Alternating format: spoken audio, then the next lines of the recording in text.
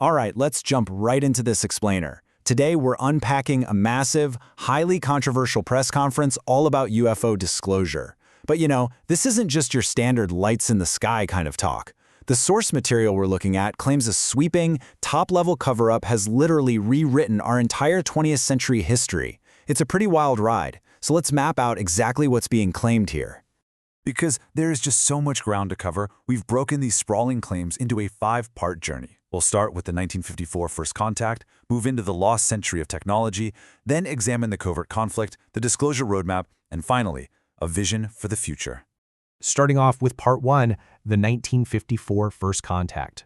The absolute boldest claim setting the foundation for this whole presentation is that the U.S. government has been in direct contact with extraterrestrials for over 70 years, all while keeping the public and honestly even constitutional leaders completely in the dark. The speaker actually reads from this incredibly dramatic letter dated April 16, 1954, which documents an alleged first contact event at Muroc, California, that's near what we now know as Edwards Air Force Base. According to the author, they witnessed military officials studying 5 totally distinct types of extraterrestrial aircraft right alongside the beings themselves. And supposedly this event was so mind-blowing it caused a mental and emotional pandemic among the scientists who were there. So how exactly did we end up at that secret 1954 meeting? Well, the speaker lays out a fascinating alternate timeline. It kicks off in 1945 when our early atomic bomb tests supposedly sent out this highly disruptive cosmic signal. Fast forward to 1947, Roswell happens and the CIA is formed. Then by 1953, covert human programs allegedly master anti-gravity technology. And all of this builds directly to President Eisenhower supposedly negotiating with extraterrestrials in 1954. A pathway to peace that, according to the presentation, was ultimately hijacked by rogue military factions. Which brings us to Part 2, the lost century of technology.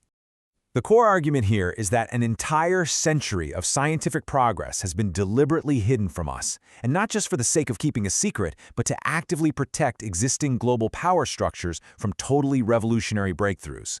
To really grasp this, we have to understand what the speaker calls a scalar signal. Now, unlike your standard radio waves, this is described as a longitudinal pulse that literally tears through the cosmic fabric at multiples of the speed of light. The claim is that those very first atomic bombs unleashed this massive signal, essentially flagging humanity as a cosmic existential threat, which is what drew other civilizations to Earth in the first place. And that leads us to the holy grail of these claims: zero-point energy. The presentation asserts that deeply buried black ops programs figured out how to pull infinite clean energy straight out of the quantum vacuum flux field a long time ago, but it's been viciously suppressed. Why? Well, for one simple reason: to protect the multi-trillion-dollar global fossil fuel economy from becoming totally obsolete overnight. I mean, imagine never having to pay a power bill again. That's the magnitude of what is supposedly being kept from us. To really put those stakes into perspective, the speaker estimates that a staggering $2,000 trillion in global assets are tied up in oil, gas, coal, and public utilities. Releasing zero-point energy wouldn't just change how we fuel our cars, it would instantly decentralize global wealth and completely unseat some of the most deeply entrenched oligarchs and financial power structures on the planet. This ramps right up into Part 3, the covert conflict. This is where we hit a terrifying present-day crisis. The presentation alleges there is an ongoing, covert, shadow conflict being run by rogue, deep-state factions who are operating with absolutely zero constitutional oversight. The speaker claims these black-budget, highly compartmented groups are actively weaponizing everyday radar systems with directional energy and advanced EMPs. Their goal? To aggressively and illegally shoot down peaceful extraterrestrial craft, which fundamentally risks triggering a full-blown interstellar war. But the presentation warns that these rogue groups aren't just targeting ETZs. They are effectively holding humanity itself hostage. They allegedly possess these orbital kinetic weapons known as the rods of God. We're talking about massive tungsten pillars that can be dropped from space, striking the Earth with the sheer destructive force of a nuclear bomb, but completely without the radioactive fallout. It's framed as this ultimate unregulated threat hanging over all life on Earth if these rogue operations aren't brought to heel. So what's the plan? Let's look at Part 4, the disclosure roadmap. How exactly does humanity navigate a crisis of this scale?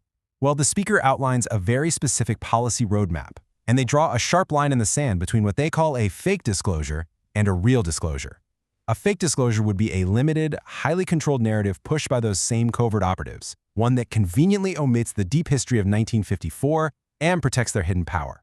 Real disclosure, on the other hand, means ripping off the Band-Aid, exposing the unvarnished truth, fully correcting the historical record, and permanently dragging these runaway technologies back under strict, legal, constitutional control. To disarm this ticking time bomb without triggering total global chaos, the roadmap recommends some pretty drastic steps. First, an immediate military stand-down on targeting ET craft. Second, offering total, blanket legal immunity to these black ops operators so they can peacefully come in from the cold. And finally, establishing massive protections for everyday workers as we inevitably pivot away from fossil fuels. The speaker is actually surprisingly pragmatic about this next part. You can't just drop free energy on the world by tomorrow morning without completely crashing global markets. Safely replacing billions of combustion engines with zero-point energy requires a heavily managed 20-year transition plan. It starts with formally acknowledging these hidden technologies, then establishing incredibly robust financial stability nets, and finally physically replacing the infrastructure. The speaker describes this as an effort 10,000 times larger than the Marshall Plan, requiring massive safety nets just to prevent the world economy from collapsing into pure panic. And finally, Part 5, a vision for the future. If we manage to survive that incredibly dangerous transition, the presentation promises a breathtaking reward. To really understand the stakes here, just look at the stark reality of our current world. Roughly 3 billion people still lack basic, reliable energy for something as simple as cooking. Introducing suppressed zero-point energy technologies would essentially act as a rising tide lifting all ships. It could potentially end extreme poverty and solve the global energy crisis in a single generation. By finally ending the secrecy, we supposedly unlock an absolute golden age. The speaker claims that the tech for consumer teleportation already exists. We're talking about the ability to 3D print objects directly out of the fabric of space-time itself, and even transdimensional medical technology capable of reversing severe chronic illnesses and deeply fundamentally healing the human body. It is literally a post-scarcity sci-fi future, allegedly just waiting for us behind a massive wall of secrecy.